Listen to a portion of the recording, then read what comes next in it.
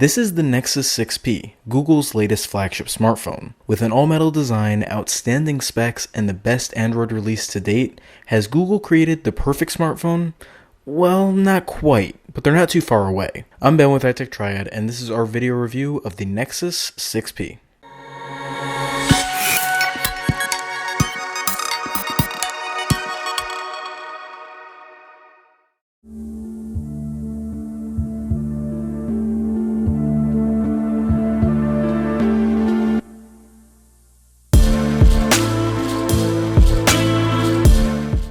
Every Nexus smartphone ever has focused on the software rather than the hardware, but with the help of Huawei, Google has created one of the best hardware experiences I've ever seen. The phone feels extremely solid in the hand, and the cool touch of the metal is just the best. I love picking up this phone on a cold winter morning and feeling that cold metal even through my case. The design itself is stellar. The chamfered edges around the frame look awesome, and the gentle curves around back not only look great, but they feel great in the hand.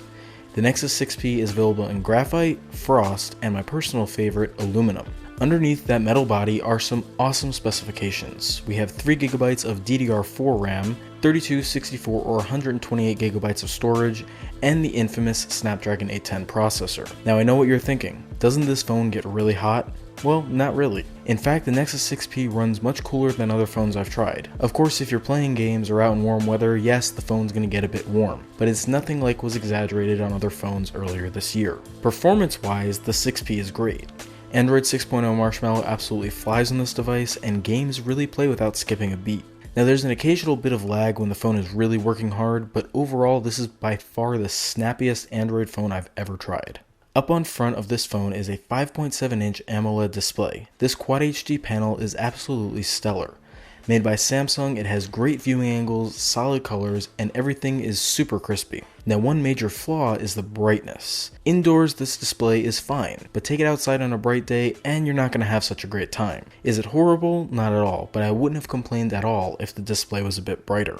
Now flipping over to the rear, we get a look at the 12.3 megapixel camera on the 6P. Now as has already been said by many other reviewers, this is the best camera ever on a Nexus device, but in my own opinion, it's actually one of the best cameras out on a smartphone period. Shots pack enough detail, and I rarely take a picture that I'm not satisfied with. Low light performs well, and the camera interface is easy to use, and launching the camera is as quick as just double tapping the power button.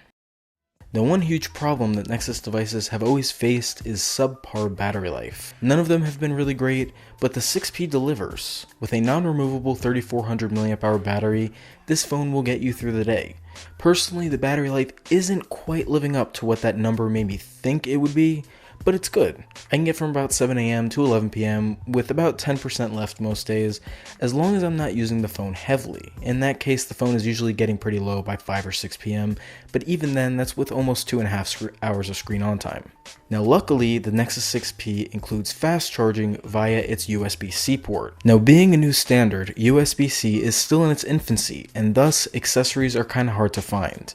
To make matters worse, many of the less expensive USB-C products aren't safe for fast charging. Now most of the time a decent USB-A to USB-C cable is going to run you about $12, so I usually opt for Google's official cable, which they sell in their store. Now there are some other solid options which I've reviewed on our website, but long story short, don't lose your original cable. If you are looking for third-party accessories, I'll leave a link in the description to all of our USB-C accessory reviews. Now one of my favorite additions to the Nexus 6P is the fingerprint sensor, which is included on the rear. The sensor is fast, it's accurate, and it is stupid simple to set up. I'll just say it, I personally think that this is the best fingerprint scanner on a smartphone today. Samsung and Apple have great options as well, but I truly think that this beats it. Now on a final note, let's talk about speakers.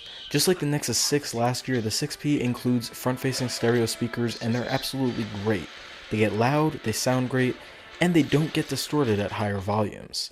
While the Moto X Pure Edition has slightly better speakers in my opinion, the ones found here are still some of the best you're going to find on the market today.